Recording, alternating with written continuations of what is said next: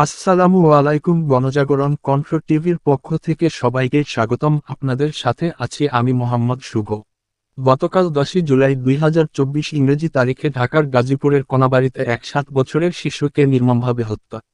আমার মরণ নসিবে কখন কেউ তো জানে না। আমার মরণ নসিবে কখন কেউ তো জানে না। আমি মরে গেলে আমায় তোমরা ভুইলা যায় না। আমি মরে গেলে